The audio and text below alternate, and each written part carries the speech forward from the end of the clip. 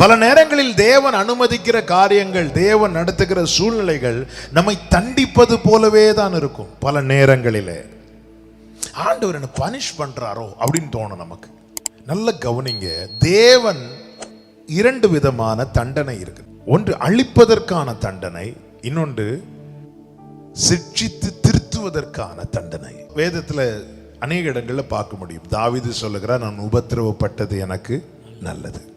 அப்போ இங்கே உபத்திரவத்தை தேவன் தாவீதின் வாழ்க்கையில் அனுமதிக்க காரணம் என்ன? வழி தப்பி நடந்தவனை வழியில நடக்க பண்ணணும், வழி தப்பி நடந்தவனை சரியா நடக்க பண்ணணும். அப்ப அதுக்கு பின்னாடி அவருடைய நோக்கம் என்ன? இவனை சரியா நடக்க பண்ணணும்.